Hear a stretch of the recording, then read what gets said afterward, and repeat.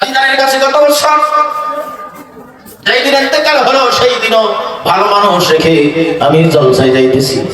দাদির কাছে গেলাম, দাদি যা আমার মাথায় হাত বুলাইয়া দোয়া করলো, ভাই রে যা আল্লাহ তোর মঙ্গল করবে, তবে ভাই রে জিন্দা থাকতে বুঝি তোর সাথে দেখা হবে না। আমি বুঝতে পারি নাই, ভাবলাম ঘর করে আসে বিদায় আবেগে এই কথাটা বলছে। আমার বন্ধুগণ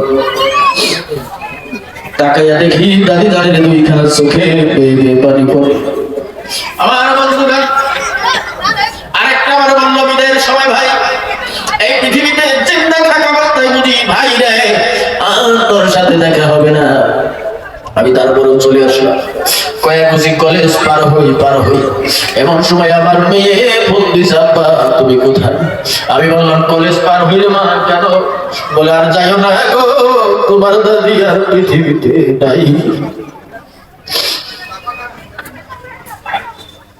তোমার দাদি আর পৃথিবীতে নাই। আমি তাড়াতাড়ি গাড়ি বের করলাম, বাড়িতে চলে গেলাম গো। যাইয়া দেখি গো দাদি যান জিন্দা মানুষ রেখে শুধুমাত্র বাজার পৌঁছে গেছি। আজরাইল দেরি করে নাই রে, মহব্বতের মানুষটাকে দূরে রেখে দাদি জানকে নিয়ে গেল।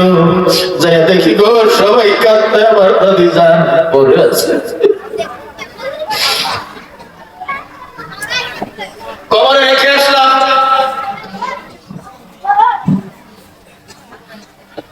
আপনার খাটিয়ায় শোয়ে কাপড়ের কাপড় পরাইয়া নিজে জানাজা করে নিজের হাতে কবরে রাখলাম, কিন্তু আমি নাতি আজকে তার পাশে নাই। আজ মন মোর চঞ্চলে রে ভাই, ঝরে দুটি আখি,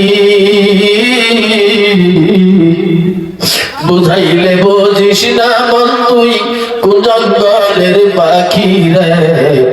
আজ মন মোর চঞ্চলে রে, আজ মন মোর চঞ্চলে রে ভাই, ঝরে দুটি আখি,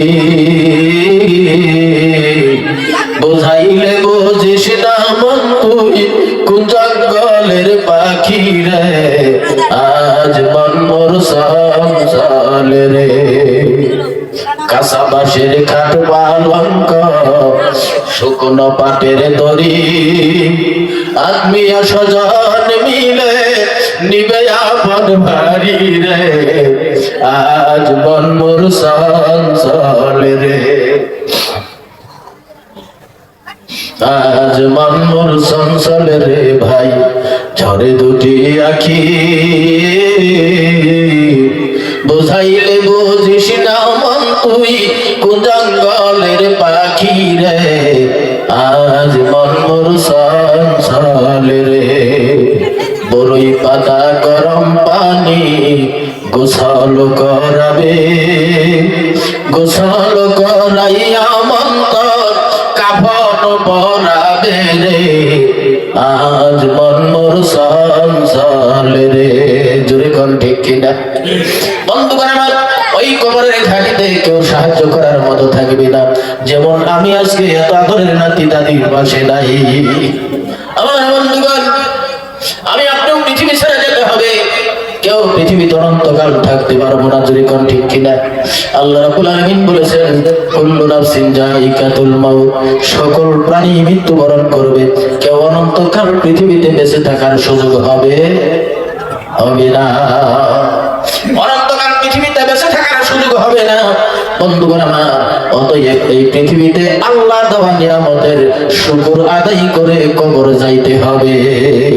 তাই তো আল্লাহ বলেন ইয়া আইয়ুহাল্লাযীনা আমানু তাকুল্লাহা ওয়াল তানজুর নাফসুম মা কদ্দামাত লিগাদিন ওয়াত্তাকুল্লাহ ইন্নাল্লাহা খাবীরুম বিমা তা'মালুন। আল্লাহ বলেন হে মানব, তোমরা আমি আল্লাহকে ভয় করো এবং নিজের জীবনের লাইফ হিস্টরি নিজে দেখো। পরকালীন জীবনের জন্য তুমি কি ব্যবস্থা করেছো সেই হিসাবটা নিজের জন্য নিজেই মিলাইয়া দেখো। তুমি পরকালীন জীবনের জন্য কি করছো এই হিসাবটা তুমি নিজেই মিলাও। বন্ধুগণ আমার, মানুষ যখন ইন্তেকাল হয়ে যায় সমস্ত আমলের দরজা বন্ধ হয়ে যায়। জোরে বলেন কথা ঠিক কিনা? না কেউ ঘুরে এসে নামাজ পড়তে পারে, ইবাদত করতে পারে? পারে? পারে? পারে না বন্ধুগণ। সমস্ত আমলের দরজা তার জন্য বন্ধ হইয়া যায়। দুইটি শুধুমাত্র আমল থেকে যায় তার জন্য। সে যদি পৃথিবীতে থাকাকালীন কোন মসজিদ বা মাদ্রাসা গড়ে, কোন ইবাদতখানা যদি পৃথিবীতে বানায়, আর ওই ইবাদতখানায় যতদিন মানুষ আল্লাহর ইবাদত করবে, ওই কবরবাসী কবরে শুয়ে শুয়ে ততদিন সওয়াব পেতে থাকবে। জোরে কোন সুবহানাল্লাহ। এই একটা আমল থাকলো, মরার পরে ইন্তেকাল হওয়ার পরে কবরে শুয়ে শুয়ে আপনি সওয়াবটা পাবেন। বাকি সমস্ত আমলের দরজা বন্ধ। হাজার কানলেও আপনাকে অনুমতি দেওয়া হবে না যে কবরের ভিতরে আল্লাহর নামের জিকির করব বা নামাজ পড়ব বা তাসবিহ তাহলিল করব, সালাম দিব, অনুমতি নাই। সমস্ত আমলের দরজা বন্ধ। দুইটা আমল থাকবে। এক নম্বর, একজন আপনি ভালো কাজের জন্য মসজিদ মাদ্রাসা নির্মাণ করেছেন, ওই সওয়াবটা আপনি কবরে থেকেও পাবেন। আরেকটা হলো ভালো সন্তান যদি পৃথিবীতে রেখে যায়, ওই সন্তান আপনার জন্য দোয়া করবে, ওই সন্তান আপনার জন্য সদকা করবে, ওই সওয়াবটা আপনি কবরে শুয়ে শুয়ে পাবেন। তাছাড়া সমস্ত আমলের দরজা আপনার জন্য বন্ধ হয়ে যাবে। বুঝতে পারছেন আমার কথা?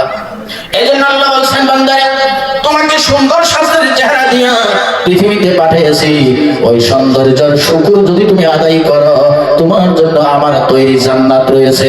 আর যদি তা না করো, সুম্মা রাদাদনাহু আসফালা সাফিলিন, এই সুন্দর স্বাস্থ্যের চেহারা তোমাকে একবারে নিম্নে পৌঁছিয়া দিবে। একবার নিচে নামিয়ে দিবে, একবারে নিচে নামিয়ে দিবে। জাহান্নামের আগুনে তুমি পড়বা। তার মানে আল্লাহ বুঝায় যে মিথ্যা মানে না শুকরি করলো, আমার দাসত্ব করলো না, এত সুন্দর করে বানানোর পরেও যদি সে না শুকরি করে, আমার গোলামি না করে, তার ঠিকানা জাহান্নাম ছাড়া দ্বিতীয় কোনো জায়গায় স্থান হবে না। এই জন্য আমরা জান্নাতের জন্য তৈরি হয়ে যাই ইনশাআল্লাহ। নারায়ে তাকবীর, নারায়ে তাকবীর। আল্লাহ আমাদের সবাইকে কবুল করুন, জান্নাতের ফয়সালা করে দেন, ইমানদার মুত্তাকি পরহেজগার বানিয়ে দেন। চিল্লায়ে বলুন আমিন। মা বোনেরা কিছু আছে, তাদেরকে বলা হোক নাকি কোন সারা সময় হবে সময় তো সময়ের কথা আছে না, যেহেতু আমার বড় বক্তা আছে। আমার বন্ধুগণ, মা বোন যারা আছে খুব ভালো করে শোনো। বর্তমানে মা বোন আর আমরা শুনছি যে ইয়াজুজ মাজুজ আসবো, একই অবস্থা।